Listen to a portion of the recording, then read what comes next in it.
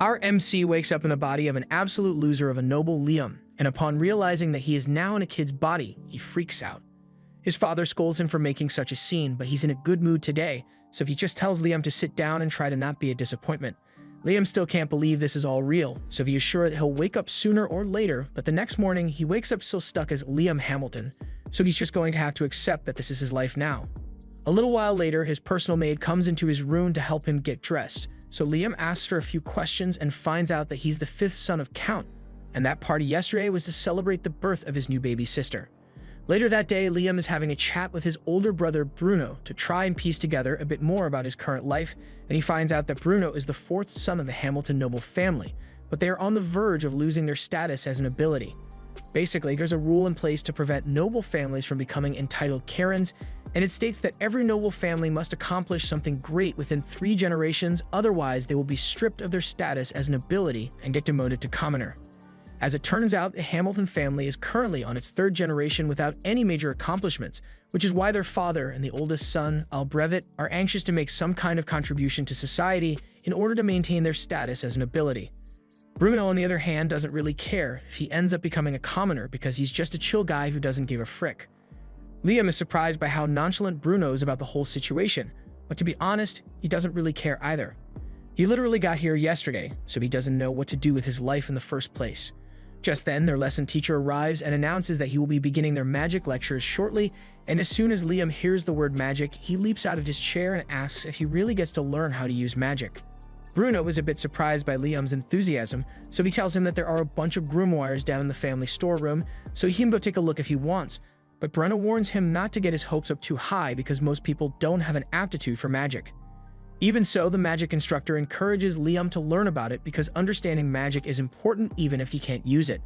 Liam goes to find his maid and asks her to show him where the grimoires are, so she leads him to the mansion's study, and Liam is amazed by the sheer volume of knowledge present here.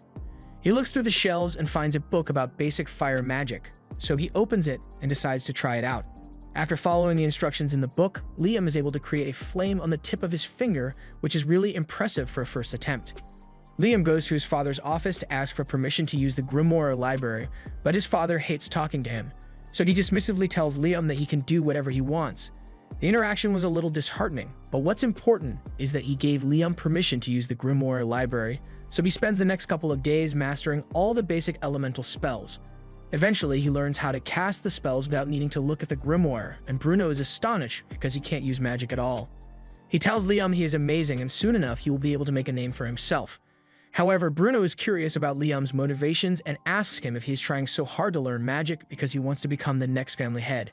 After all, that may make him a target for their elder brother. But Liam has no interest in the family politics of succession, he just thinks magic is cool. Since he has mastered all the novice spells, he decides to start learning ice magic, but while he is leaving the library, he gets called by his father. His father had heard about Liam's talent for magic, and even though he couldn't give a damn about Liam a couple of days ago, he is suddenly really interested in him. He asks for a magic demonstration, so Liam shows him that he can cast magic without needing to open a grimoire, and the Count is elated because he might be able to use Liam to secure their family's position. From now on, he tells Liam that he is allowed to use whatever resources he may need for his magic studies. All of a sudden, a report comes in that a particular man has appeared on the Hamilton land, so the Count orders the soldiers to be mobilized so they can capture him. From the sound of things, this guy must be a really big threat, but that has nothing to do with Liam, so he heads back out into the forest so he can practice his magic. While he's walking out into the woods, he finds a man sitting under a tree, and the man seems a little on edge once he spots Liam. He asks if Liam is a member of the Hamilton family here to capture him, and Liam confirms that he is indeed a member of the Hamilton family, but he has no interest in capturing him. He doesn't even know who the guy is to begin with. The guy is relieved that Liam isn't after him, but then he notices that Liam is carrying a grimoire, so he asks if he is studying magic. Liam confirms it, and since constant practice is the best way to improve, he's going to go practice now. However, before he leaves, the guy asks Liam if he wants to learn a more efficient way of using magic. This gets Liam's attention, so he asks the man what he is talking about, and the man shows him a technique that allows him to use 5 different types of magic at once. Liam is extremely impressed, so the guy asks if he wants to get a quick magic lesson, and Liam says he would love to. The guy is honestly surprised that Liam is being so polite since nobles are known to be quite the arrogant bunch, but Liam is different, mostly because he just reincarnated here recently. Well, anyway, in Liam's first lesson, the man asks him to try drawing 2 diagrams on the ground at the same time. Liam does as he is told, and he turns out to be pretty good at it, so the next step shouldn't be hard for him to master.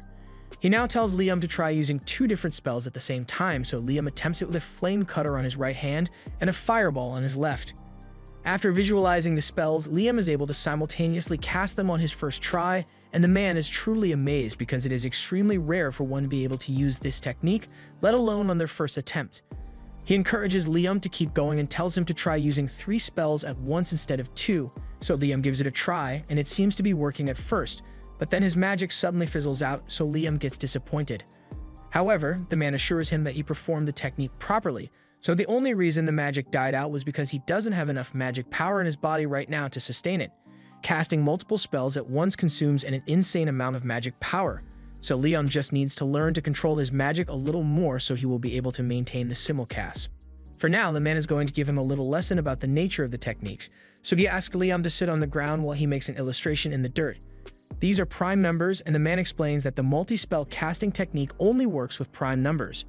He has no idea why it works that way though. Basically, you can cast 1, 2, and 3 spells at once, but if you try to cast 4 at once, it won't work no matter what you try. Right now, the man has a limit of 13 spells at once, which is unbelievably impressive, but honestly, he has enough magic power that he can easily go up to 16. However, due to the prime number rule, he can't activate any higher simulcasting until his magic power can accommodate 17 spells. Liam is currently 12, so the man is confident that with a solid training routine, Liam will be able to raise his magic power to great heights, and to help him with that, the man offers him this special ring. The ring is basically a massive grimoire and has all sorts of spells stored on it, so Liam can learn them whenever he wants. Liam excitedly puts the ring on, and more than 300 spells begin flowing into his little head. He can't wait to try them out, so he turns towards the woods and activates the wind shot spell, creating a massive gust of wind. He's really happy with how this turned out, so he turns back to the man to thank him, but the man is nowhere to be found. Just then, Liam's maid shows up and warns him that it's dangerous to be out in the woods alone right now. Apparently, there's a suspicious man on the loose, so she tells him to be careful about talking to strangers, but that aside, she came here to give him a grimoire his father wants him to have, so she hands him the book and walks off to return to the mansion. The man then reappears behind Liam, and so Liam asks him where he went to a second ago, but he tells him that he never actually left. He was just using invisibility magic to stay hidden since he can't let anyone find him here. That aside, that's a really interesting grimoire Liam just got, so the man offers to show him a neat trick. He tells Liam to open the grimoire and try summoning a spirit while wearing the ring he gave him, and when he summons a fire spirit, it gets absorbed into the ring.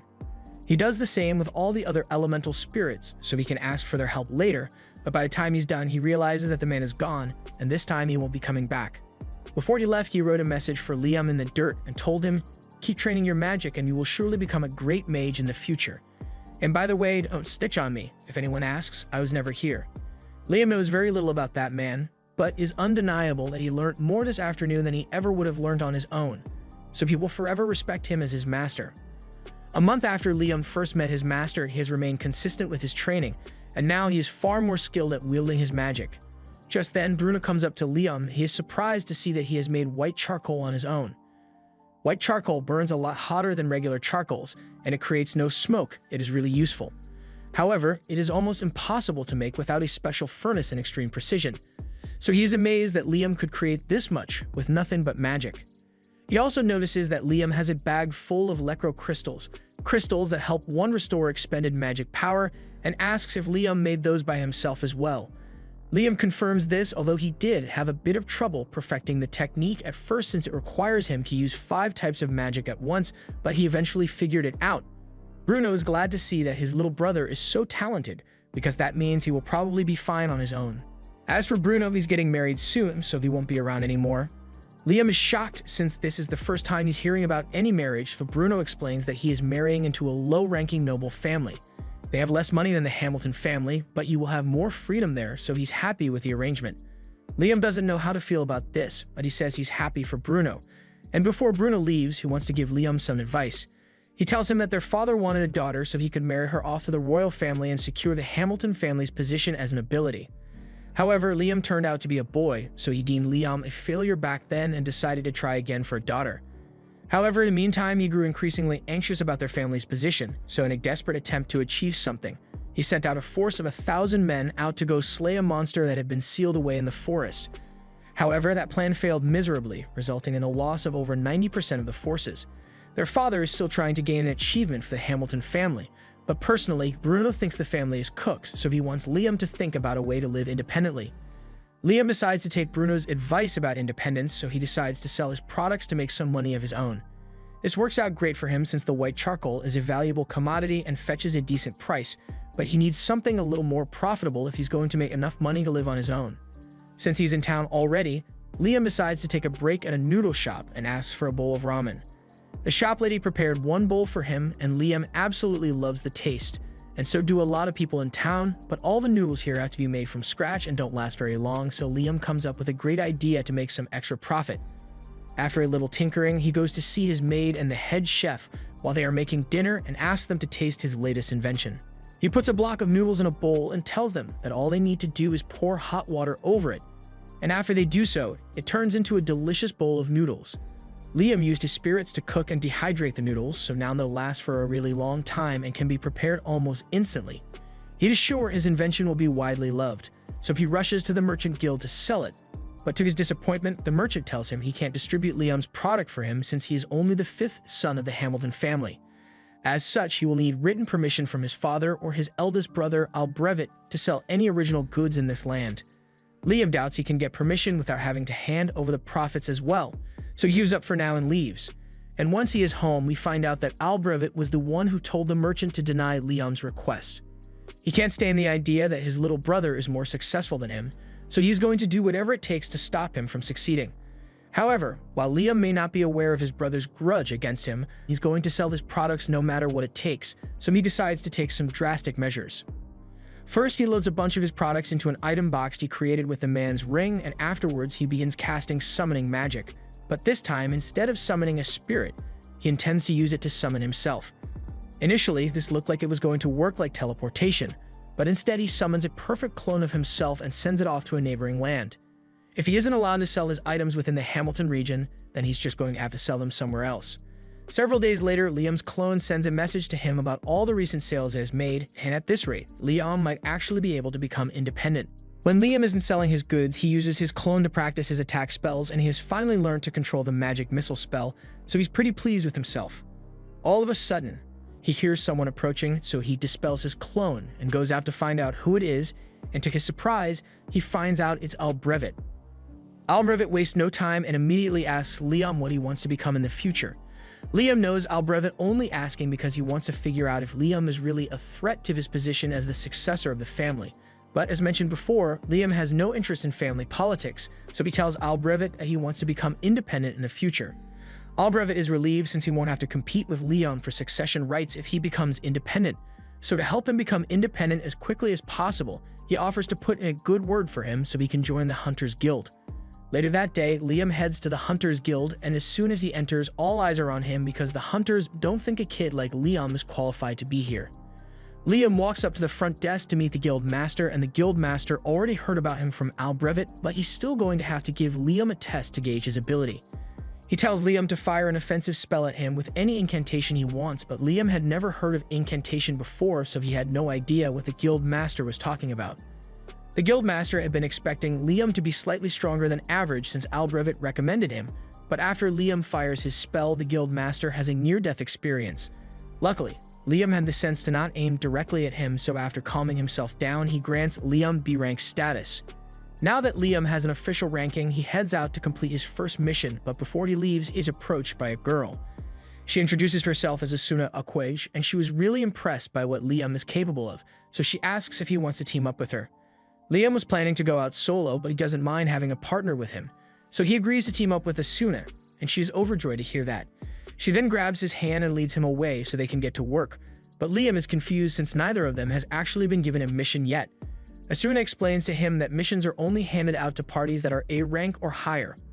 The rest of the ranks have to go out and slay dangerous monsters for a reward, and as luck would have it, they just so happen to run into a wolf monster.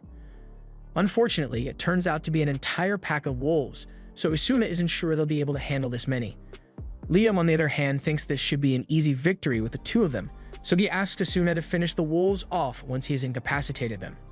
He then summons a couple of earth spirits and uses them as bait to get the attention of the wolves, and once the wolves bite down, Liam has the gnomes expand to lock their jaws in place. And now that they can no longer move, Asuna is free to cut them down one by one. All in all, there were 42 wolves killed, and when they present the carcasses to the guild master, he is so impressed by their skill that he tells them he has a special mission for them. There's apparently an important person coming to this town in a few days, so he wants Liam and Asuna to take out an armored caterpillar that has been blocking the path.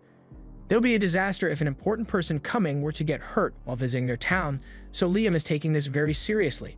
They find the caterpillar fairly easily, but no matter what they try, they can't seem to kill it. All Asuna's strikes and all Liam's magic just bounces off its tucked shell, and if this keeps up, then they'll never be able to take this thing down. While taking a break, Asuna jokes that the only thing that could get through that caterpillar's armor would be a meteor, but there's no way they can get a meteor to strike right here. However, Asuna's comment gave Liam an amazing idea, so he asks her to draw the caterpillar's attention while he gets ready.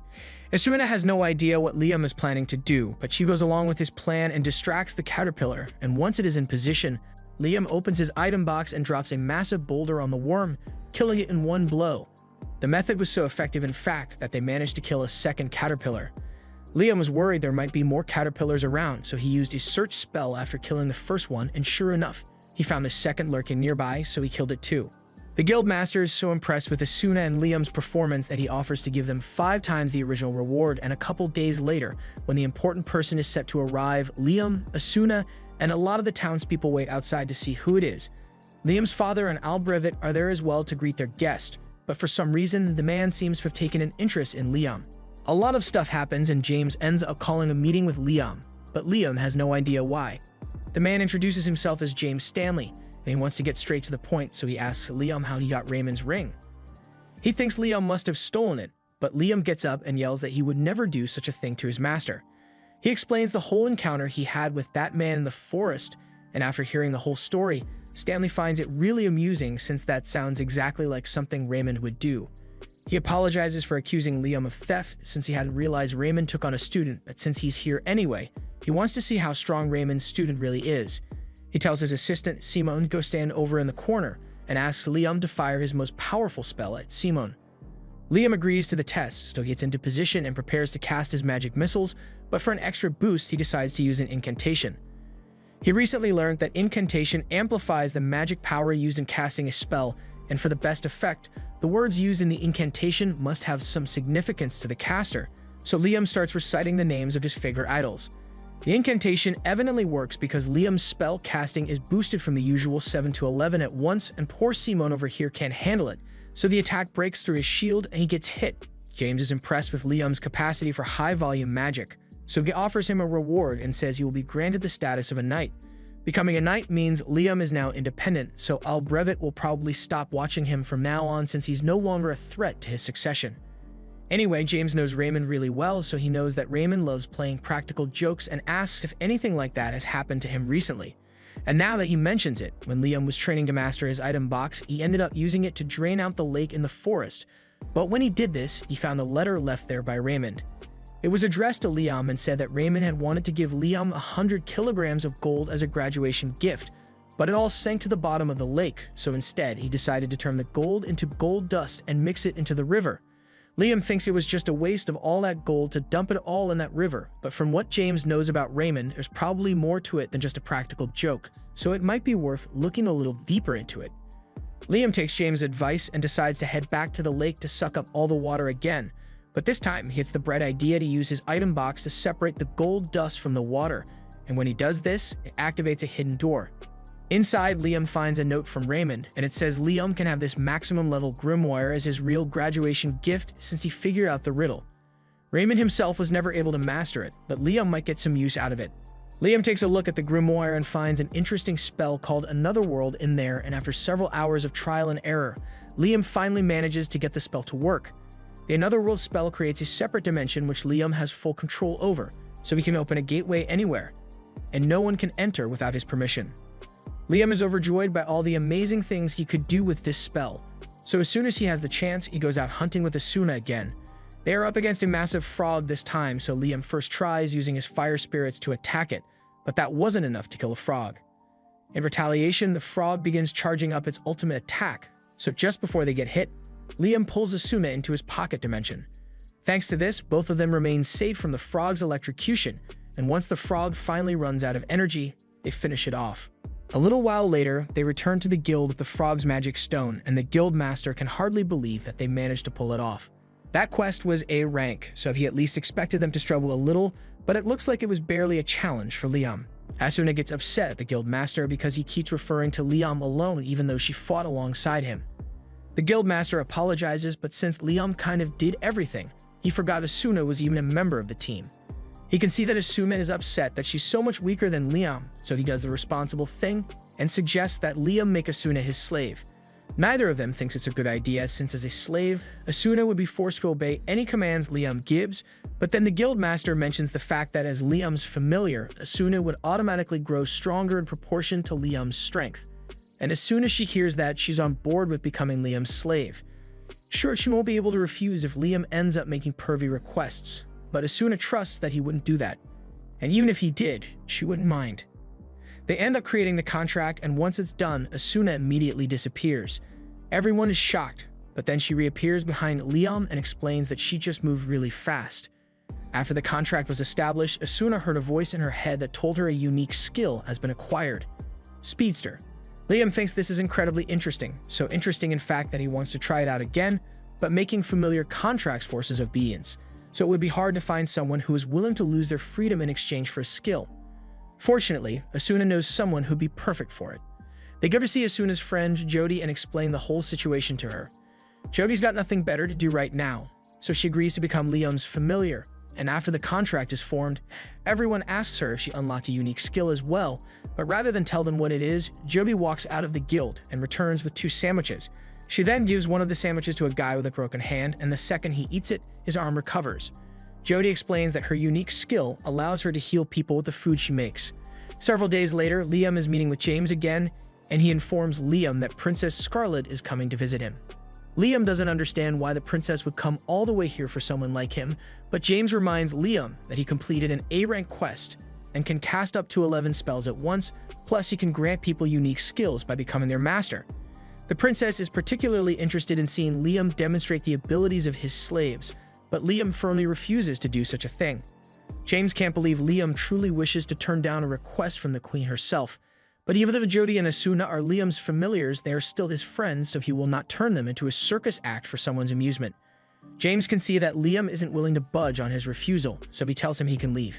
And once Liam is gone, it is revealed that the maid that had been serving them during the conversation was really the princess. James apologizes to the princess for Liam's refusal, but she actually found it quite interesting that Liam is willing to go against royalty to protect his friends, but she wants to see if he will do the same when talking to her face-to-face. The next day, Liam is summoned to meet Princess Scarlet, and this time she's not in disguise, so Liam will have to be careful about how he responds to her. Liam enters her palace and kneels before her, but Scarlet wants to get down to business, so she calls for a seat to be brought for Liam and mentions that she had heard about him defeating an armored caterpillar and a giant frog. In particular, she's really impressed that he was able to kill a frog without using any high-level magic, because this is the first time anyone has managed to pull that off. However, she is even more interested in Liam's familiars, so she asks him to show her what they can do. Liam can tell that she is trying to use her authority to force him to obey, but he can't accept her request. Scarlet asks him if he really intends to refuse a direct request from a noble, but regardless of what the consequences may be, Liam remains firm on his answer and absolutely refuses to turn his friends into a circus act. He was fully prepared to face Scarlet's wrath for refusing her, but to his surprise, she bursts out in laughter. Liam is the first person she has met who stays true to their morals even in the face of higher authority, and she finds that really amusing, so she wants to reward him. She declares that from this moment on, Liam will be given the title of Baron. Liam freaks out because he doesn't think he did anything to deserve such a title, but Scarlet has taken a liking to him, and she's the princess, so she can do whatever she wants. This way, Liam's family won't lose their status as an ability, but there's something else Scarlet wants to give him. She presents Liam with a familiar contract grimoire, and Liam is way more excited about this than he was about becoming a baron. So he thanks Scarlet profusely and goes on his merry way to practice with his new grimoire. A little while later, Liam is sitting out in the forest while reading the grimoire, and he is able to use the spells inside pretty easily, but until he masters the book, his contracts won't be permanent. While he's still practicing, he notices Bruno walk up to him and he's really surprised since Bruno got married and left home a while ago. He asks Bruno why he's here, but he doesn't have a real reason. He just wanted to come hang out with his brother, mainly so he could congratulate Liam in person for becoming a baron, as it's a massive accomplishment. He tells Liam that he basically outranks their father now, but Liam doesn't understand what he means since their father is a count and Liam is only a baron. Bruno explains that while barons are lower ranked than other counts, this country separates nobles into different categories. Basically, those who accomplish something and earn their titles on their own, and those who inherited their title. So of course, those who earn their titles are seen as more impressive. Liam had no idea that was how it worked, but even if he now outranks his father, he doesn't really care since he just wants to learn magic. As he is walking through the halls, he comes across Albrevet, so he greets him. But Albrevet rudely ignores him, so Liam is left wondering why he is so mad. Meanwhile, Albrevet is absolutely furious that his stupid little brother is somehow overshadowing him. While he's walking, he overhears a couple of maids talking about how much Liam has been accomplishing lately, and he takes great offense to this. So he yells at them and says if they think Liam is so amazing, then maybe they should quit and go work for him instead. The maids realize Albrevet is jealous of Liam, so they quickly apologize for offending him. But Albrevet isn't done yet, so he asks the maids if they think Liam is better than him. The answer is pretty clear since one of them is a magic prodigy who earned himself a title at the age of 12, while the other is an entitled brat who hasn't a single noteworthy thing in his life. However, the maids would like to keep their jobs, so they don't say this and instead tell Albrevet that he is better than Liam. Albrevet then walks away in a huff, and he is determined to prove that he really is better than Liam, so he swears that he will accomplish something as well. The next day, Liam meets with Asuna and Jody in town, and the three of them seem to have become quite popular. Mostly because of how pretty Jody and Asuna are, and consequently, every guy in the crowd is staring daggers at Liam out of jealousy. Moving on, Liam wants the three of them to officially form a party, but he doesn't want to force them to do something they don't want to do, so he asks if they are okay with it. Neither Asuna nor Jody have any reason to object to Liam's idea, so they agree to form a party with him, and later that day, they all head out into the forest on a mission. Jody uses her bow and arrow to strike a wolf in the neck, and while it's weakened, Asuna runs in and finishes it off with her sword. Liam compliments Asuna because she has become a lot faster since she became his familiar. And speaking of improvements, Jody notices that she no longer has old lady vision thanks to the contract making her a kid again. Liam asks if it's always a good thing to have better vision, and as far as Jody is concerned, she would ever say no to having better eyesight, especially since she's an archer. Since that's the case, Liam raises his hand and casts an enhancement spell on Jody's eyes, allowing her to see way farther than she could before. Asuna asks Liam about what he just did, so he explains that he just used a basic enhancement spell to give Jody better vision. Asuna thinks that sounds really cool, so she asks Liam to cast an enhancement spell on her as well, but Liam doesn't think that's such a good idea. He could probably enhance Asuna's combat power, but they would be risky since there's a high chance she would break her bones under the stress of her new strength. But something like boosted vision has no real drawbacks. With her 20/20 vision, Jody can practically snipe anything that is within range of her bow, and it's all thanks to Liam, so she's really grateful. After a long day of hunting, Liam and the others return to the guild, but they are shocked to see the place in absolute chaos. They ask what happened and are told that Albrevet caused a huge mess by breaking the forest seal. Liam immediately realizes that Albrevet must have attempted to defeat the monster sealed in the forest out of twisted jealousy, and Liam believes this is partially his fault, so he runs out to the forest to assess the situation. He and the others soon arrive on the scene, and it is much worse than anything they could have imagined. Dozens of soldiers are badly wounded and many more are already dead, so Liam is absolutely horrified. He then spots Albrevet lying on the ground injured and runs over to check on him, but as soon as Albrevet sees him, he gets up in a frenzy and starts yelling that he hasn't failed yet. Just then, the guildmaster takes a stick and whacks Albrevet over the head with it because the situation is already crazy enough as it is, so he doesn't need a crazy, insecure noble running around. Once Albrevet is taken away, the guildmaster approaches Liam and tells him he's glad he came. Asuna asks him about what's going on, so he explains that the dragon fiend Raiden used to be sealed inside these woods thanks to the hard work of Liam's great-grandfather, but Albrevet undid that seal in a failed attempt to kill Raiden, so it's now on the loose. They know how to reseal the beast, and the guildmaster has already gathered all the necessary people to do it, but there's something preventing them from sealing Raiden away again, and that's Raiden's children. The little Radons are actually the ones responsible for all the damage that was done here, and if this much carnage can be caused by the little ones, then imagine what the real Raiden can do. Luckily, since Raiden has been sealed away for so long, it'll take about a week for him to regain his strength and attack. So if they can manage to reseal Raiden before then, they can avert a disaster. Liam plans to help as much as possible, so he races over to Raiden's location and finds him being guarded by the 3 little Radons. The little Radons aren't that big, so Asuna decides to try her luck and runs in for an attack, but as she does so, one of the little Radons shoots a fireball at her, and although she manages to dodge it, the tree behind her gets completely vaporized. Liam then tries using his magic missiles to attack, but the Radons use their fireballs to counter, so Liam doesn't know what to do anymore. His strongest attack spell did not affect them, but he still has one more trick he could try, so he orders Asuna to take Jody and run. The Radons all charge at Liam, but before they could get to him, he opens his Anotherworld gate and lets them fall in, so they are all trapped inside now. The Guildmaster can't believe that Liam was able to defeat all 3 of the little Radons on their own, and neither can Liam since that was a really close call. Now that the little Radons can't interfere anymore, the Guildmaster calls for everyone to begin sealing Raiden away again. While that's going on, Asuna and Jody return to Liam's side and he's relieved that they are alright. They ask him about the spell he used to defeat the little Radons, so Liam explains that it's a spell that creates a separate dimension. He trapped the little Radons in there, but there's no risk of them escaping since at his current level of mastery, whenever he closes the gate, everything inside the dimension disappears. Just then, Liam hears a voice in his head, and in the next second, he is pulled into the mind of Raiden. Raiden refers to Liam as a human with an immense soul, and asks him who he is, but Liam doesn't understand the question since as far as he knows, he's just a regular human. Liam may say that, but Raiden isn't convinced since he can clearly see that Liam's body and soul do not match. Liam realizes that Raiden might be referring to the fact that he reincarnated into the body of Liam Hamilton, so he wonders if Raiden might know the reason behind it, but unfortunately, Raiden has no idea.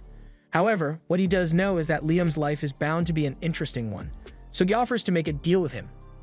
He wants to accompany Liam through his life, and he promises that he will not bring any harm to Liam or those around him if he agrees. In fact, he offers to help Liam build on top of the skills he already possesses, and Liam doesn't sense any animosity coming from Raiden, so he ends up agreeing to the deal. All of a sudden, Raiden's body dematerializes and is absorbed into Liam's soul, leaving a dragon mark on his hand. Liam can feel the power of Raiden flowing through his body, so he decides to do a little test run and fires his magic missile into the sky. To his surprise, he is now able to control and fire 17 spells at the same time. And it must be thanks to the power boost Raiden granted him, but using Raiden's power seems to have some negative side effects since everyone around Liam begins to suffer headaches from being exposed to such dense mana. Liam notices everyone struggling and realizes his mana is the cause, so he suppresses it and apologizes for acting so thoughtlessly.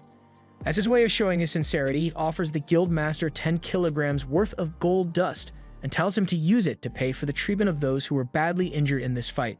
Later that night, Liam has a meeting with his father, and his father is really grateful for what Liam did since it prevented a great disaster from being caused by Albrecht's short-sightedness. He also heard that James is still in town, so word of Liam's great accomplishment should reach the royal capital soon enough.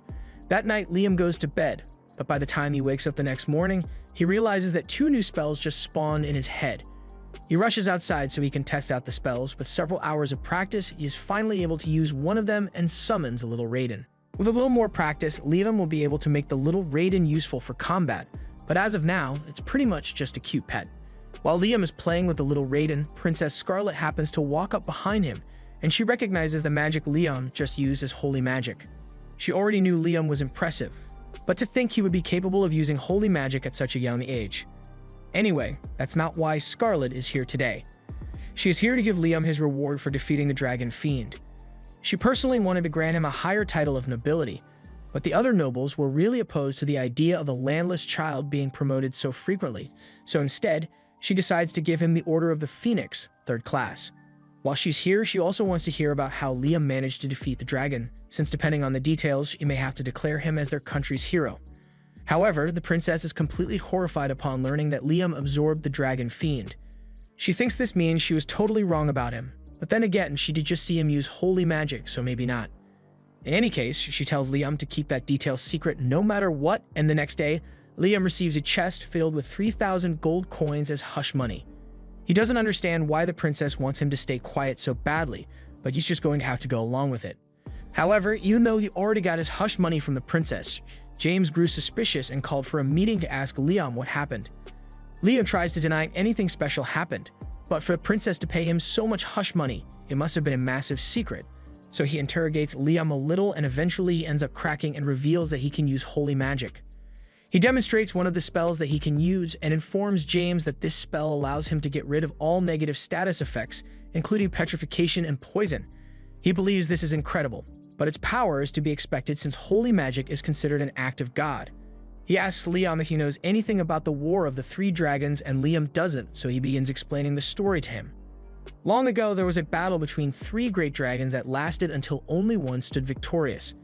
It is said that the dragon's victory was largely due to its use of holy magic, and after that, the dragon supposedly joined a human, and its magic was used to found this kingdom. When James says join, the first thing that pops into Liam's head is that the dragon and the human got married and had children, but that's not the case.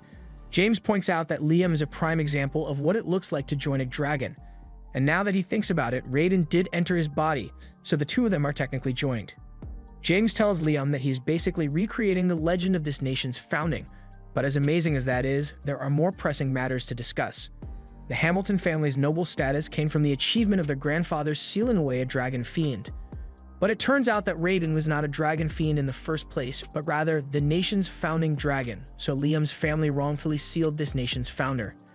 If this information gets out, the Hamilton family's status as nobility would almost certainly be dissolved, and Liam doesn't want that since he knows how desperate his father and Albrevet are to maintain their status.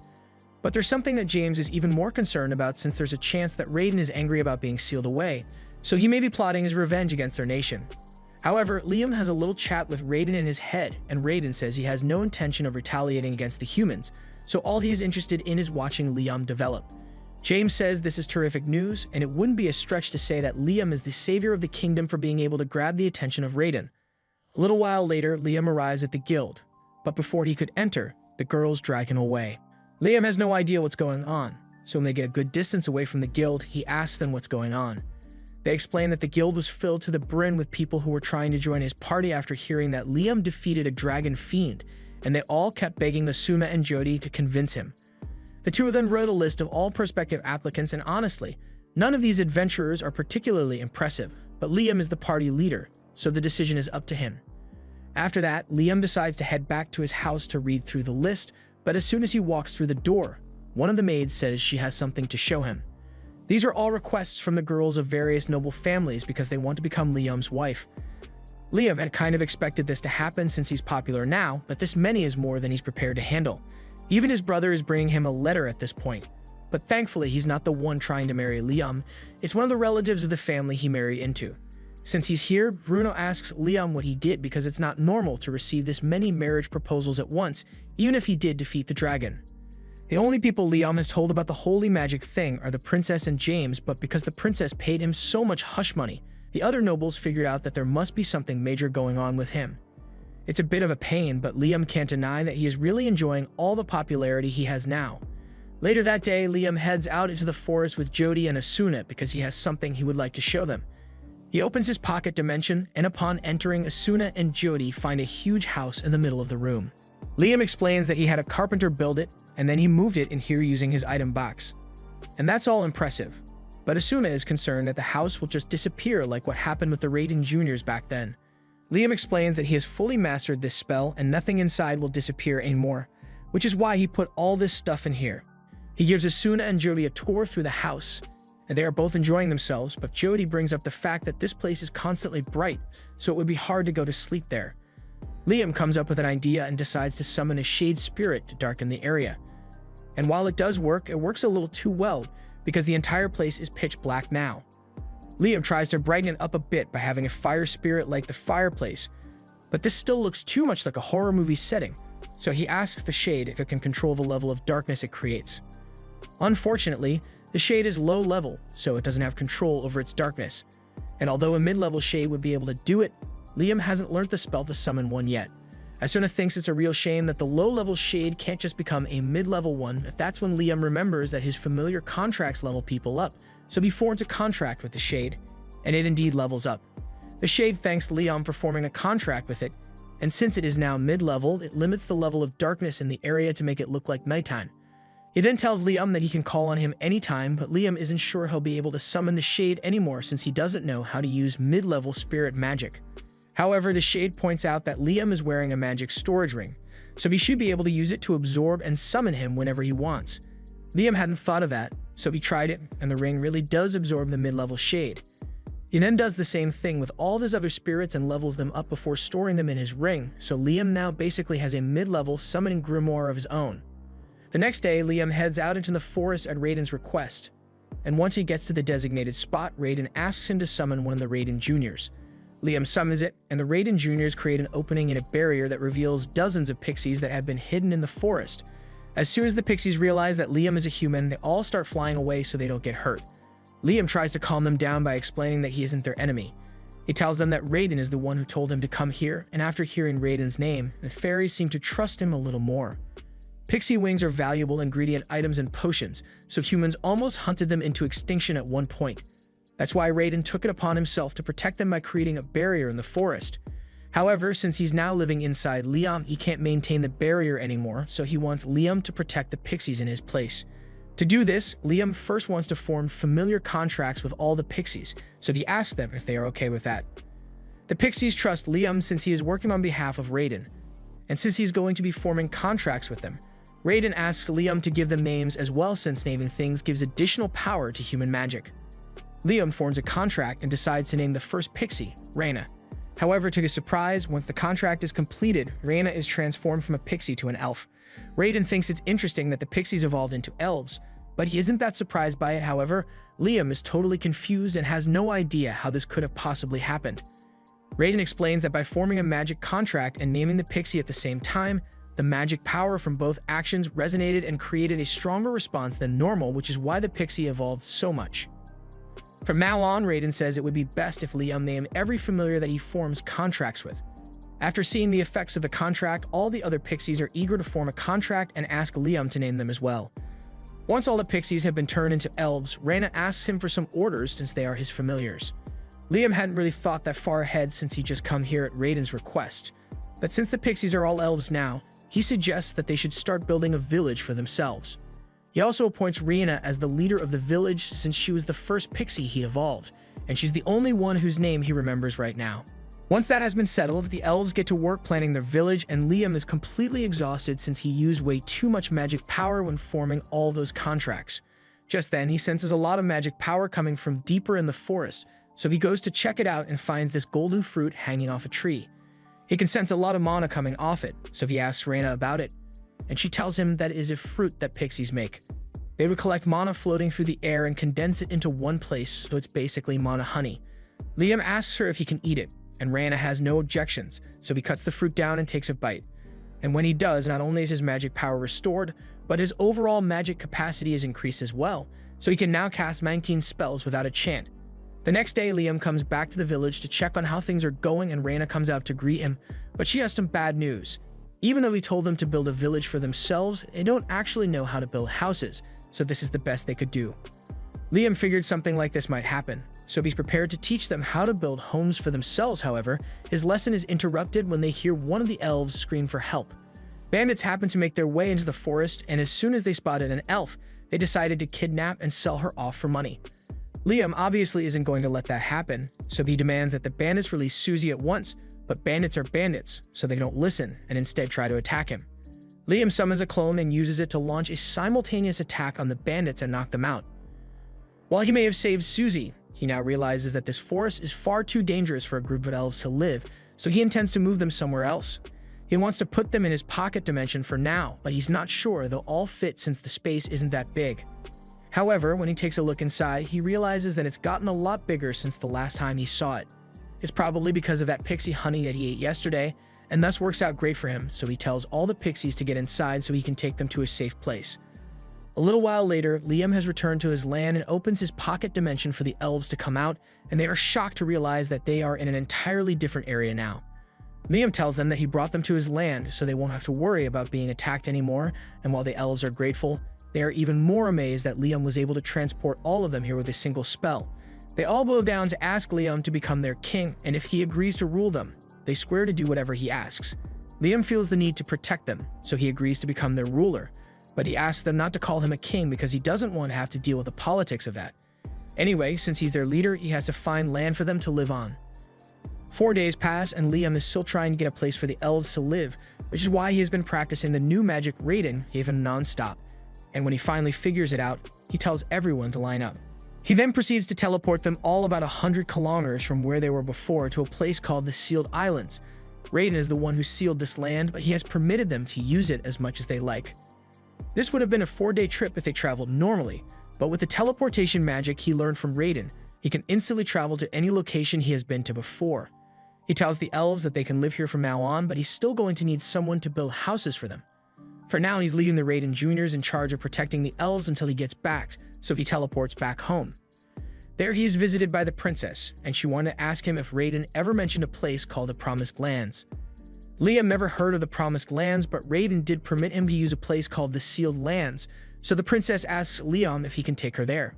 Liam says he's fine with it, but in exchange, he needs something from her as well. He asks her to bring one of the court engineers because there's a project he needs to complete. However, he doesn't intend to take the actual engineer, so he makes a clone of Golek and teleports the clone, as well as the princess with him to the Sealed Lands. Upon arrival, the princess is certain that this must be the Promised Lands, so she recounts the legend that says that humanity's salvation lies in the Promised Lands, and this ring is said to be the key. The ring has been in the royal family for generations, but it begins reacting to Liam, and as he touches it, a huge chunk of the land begins to float at his command, so the princess bows down to him and asks Liam to form a nation here for the sake of humanity. Liam really doesn't want to do it, but the princess pledges her loyalty and all her resources to help make it happen, so he has no choice. This was the end of episode 4. Subscribe to not miss the next part.